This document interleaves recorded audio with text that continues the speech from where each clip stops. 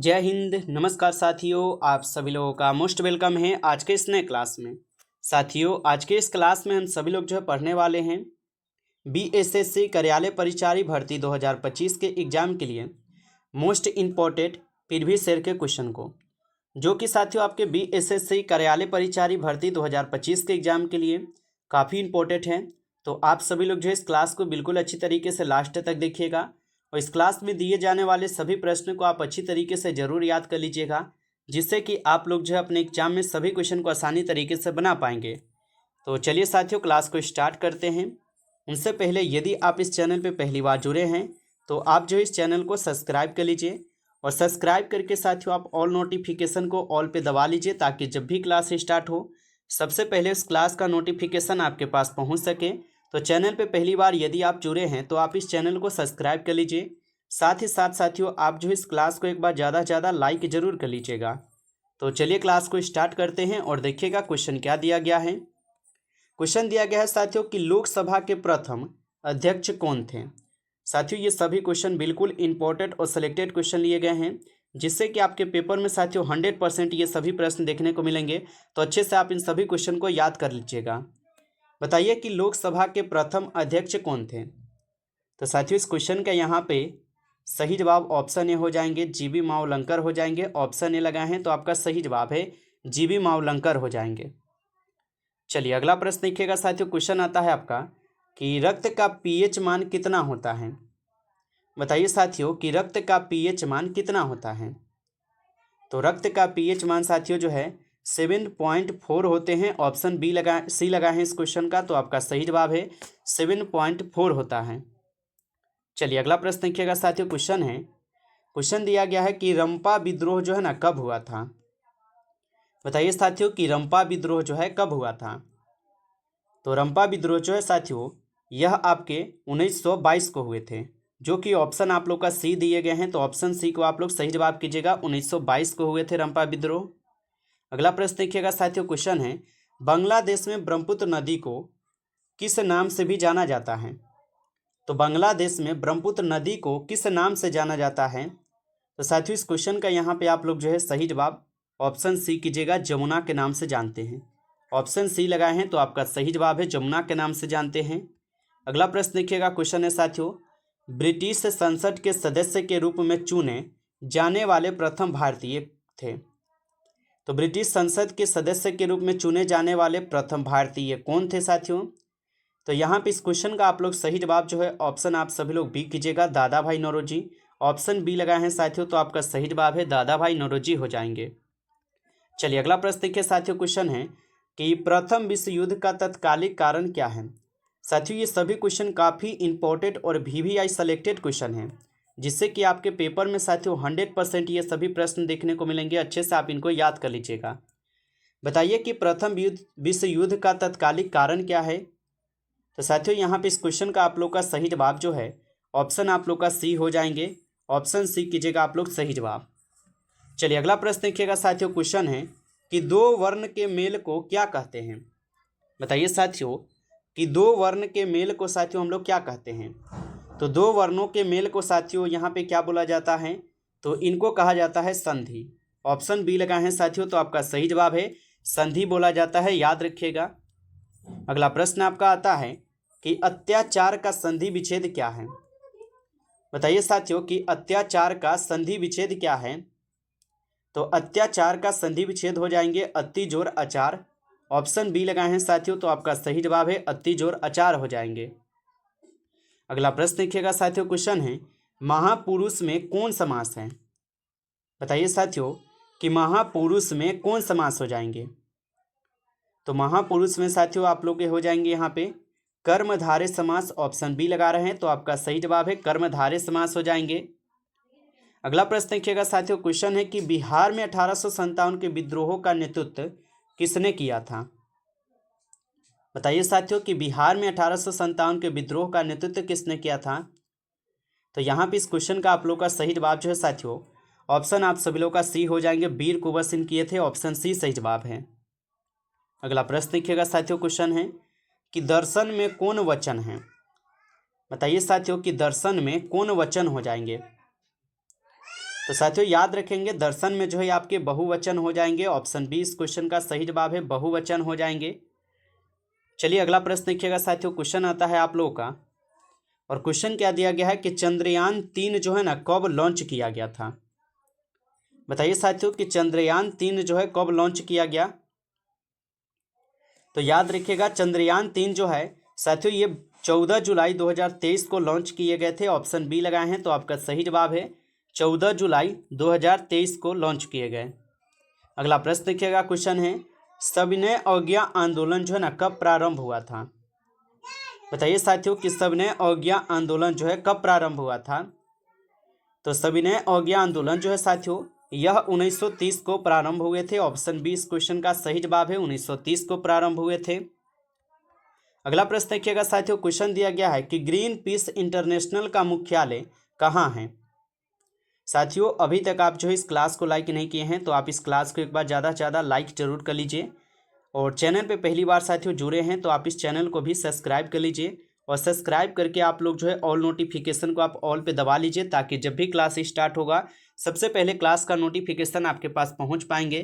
तो साथियों चैनल पे पहली बार जुड़े हैं तो आप इस चैनल को सब्सक्राइब कर लीजिए।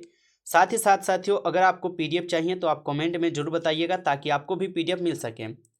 चलिए बताइए यहाँ पे कि ग्रीन पीस इंटरनेशनल का मुख्यालय जो है ना कहाँ पर हो जाएंगे। तो साथियों यहाँ पे इस क्वेश्चन का आप लोग का सही जवाब ऑप्शन आप लोग का बी हो जाएंगे, याद रखिएगा। अगला प्रश्न है आप लोग का कि जनहित याचिका के भारत में प्रवर्तक कौन थे। तो जनहित याचिका के भारत में प्रवर्तक कौन थे साथियों। तो इस क्वेश्चन का यहाँ पे आप लोग सही जवाब ऑप्शन बी कीजिएगा, पी.एन. भगवती थे। ऑप्शन बी यहाँ पे आप लोग का सही जवाब है, पी.एन. भगवती। अगला प्रश्न देखिए साथियों, क्वेश्चन दिया गया है कि शेरशाह सूरी का मकबरा कहाँ है। बताइए साथियों कि शेरशाह सूरी का मकबरा जो है कहाँ पर स्थित हो जाएंगे। तो शेरशाह सूरी का मकबरा हो जाएंगे साथियों आपके सासाराम बिहार में। ऑप्शन आप लोग डी कीजिएगा, सही जवाब इस क्वेश्चन का सासाराम बिहार में हो जाएंगे। अगला प्रश्न देखिए साथियों, क्वेश्चन दिया गया है कि 1943 में आज़ाद हिंद फौज की स्थापना कहाँ हुई थी। तो 1943 में आज़ाद हिंद फौज की स्थापना कहाँ पर हुई थी। तो इस क्वेश्चन का यहाँ पे आप लोग सही जवाब साथियों ऑप्शन बी कीजिएगा, सिंगापुर में। ऑप्शन बी इस क्वेश्चन का सही जवाब है, सिंगापुर। आप सभी लोग जो है याद रखेंगे। चलिए अगला प्रश्न आप लोग का आता है कि भारत में निम्नतम जनसंख्या वाला घनत्व वाला जिला कौन सा है। तो भारत में निम्नतम जनसंख्या घनत्व वाला जिला साथियों कौन से हो जाएंगे यहाँ पे। तो इस क्वेश्चन का यहाँ पे आप लोग सही जवाब ऑप्शन आप सभी लोग सी कीजिएगा, दिबांग घाटी अरुणाचल प्रदेश। ऑप्शन सी इस क्वेश्चन का सही जवाब है। अगला प्रश्न देखिए, क्वेश्चन है कि मांझर कुंड कहाँ स्थित है। तो मांझर कुंड जो है ये कहाँ पर स्थित हो जाएंगे। तो मांझर कुंड जो है साथियों ये स्थित है आपके कहाँ पर, तो रोहतास बिहार में। ऑप्शन सी कीजिएगा, सही जवाब रोहतास बिहार में हो जाएंगे। अगला प्रश्न देखिएगा, क्वेश्चन है बिहार में महिला साक्षरता दर कितनी है। तो बिहार में महिला साक्षरता दर कितनी है। तो साथियों इस क्वेश्चन का यहाँ पे आप लोग जो है सही जवाब ऑप्शन आप सभी लोग बी करेंगे, 51.5% है। ऑप्शन आप लोग का बी सही जवाब है, 51.5%। चलिए अगला प्रश्न देखिए, क्वेश्चन है कि किस भाषा के लिए बासुकीनाथ झा को साहित्य अकादमी पुरस्कार मिला है। तो किस अकादमी पुरस्कार के लिए मिला है उनको, बताइए सभी लोग। तो किस भाषा के लिए बासुकीनाथ झा को साहित्य अकादमी पुरस्कार मिला है। तो साथियों आप लोग बताएंगे मैथिली के लिए मिले हैं। ऑप्शन सी लगाए हैं, तो आपका सही जवाब है। चलिए अगला प्रश्न देखिएगा, आप लोग का क्वेश्चन है साथियों कि बूझा चूना का सूत्र क्या होता है। बताइए कि बूझा चूना का सूत्र क्या होता है। तो बूझा चूना का सूत्र होता है साथियों CaOH। ऑप्शन यहाँ पे आप लोग का बी सही जवाब है, CaOH होता है। अगला प्रश्न देखिए, क्वेश्चन है 1 न्यूटन में कितना डाइन होता है। तो 1 न्यूटन में साथियों कितना डाइन होता है।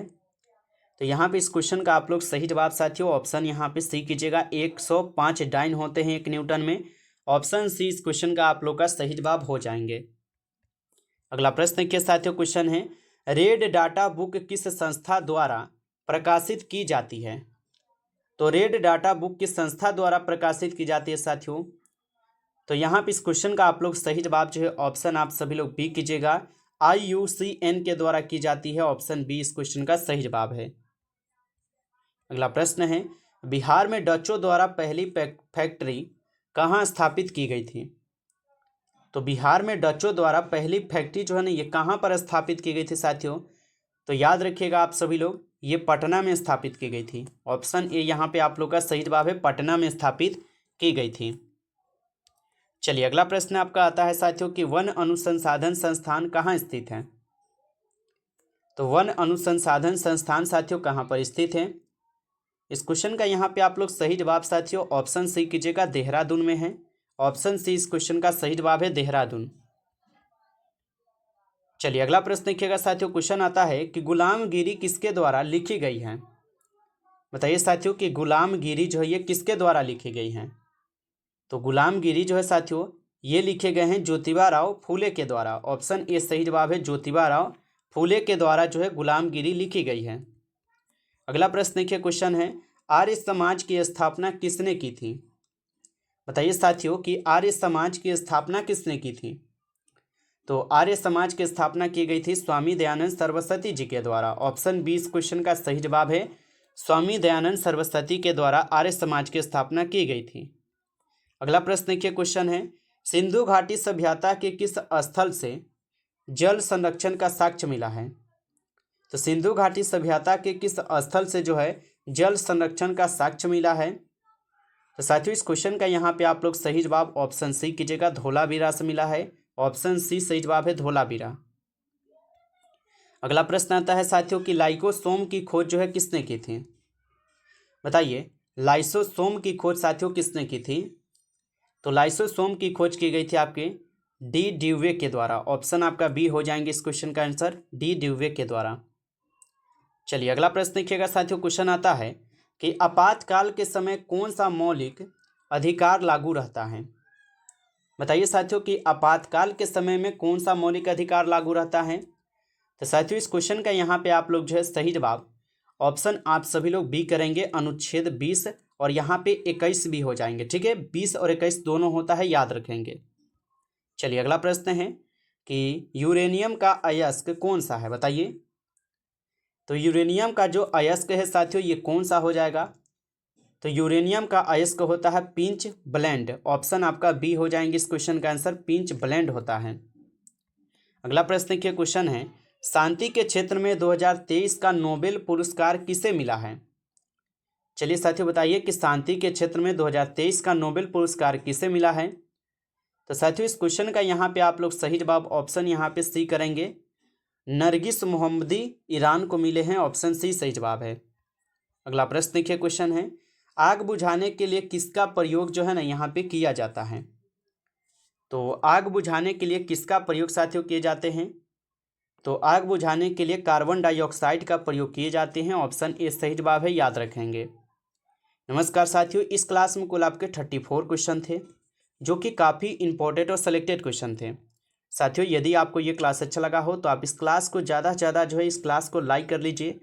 चैनल पे पहली बार यदि आप जुड़े हैं तो आप इस चैनल को भी सब्सक्राइब करके ऑल नोटिफिकेशन को आप ऑल पे दबा लीजिए, ताकि जब भी क्लास स्टार्ट हो सबसे पहले क्लास का नोटिफिकेशन आपके पास पहुंच सके।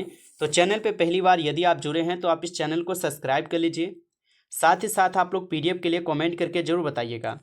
बहुत सारे स्टूडेंट को पीडीएफ अभी हम प्रोवाइड कर चुके हैं, जिनमें साथियों को अभी तक पीडीएफ नहीं मिला है, आप लोग कमेंट करके जरूर बताइएगा। चलिए फिर मिलते हैं आपसे एक नई टॉपिक के साथ नेक्स्ट क्लास में। तब तक के लिए जय हिंद, जय भारत।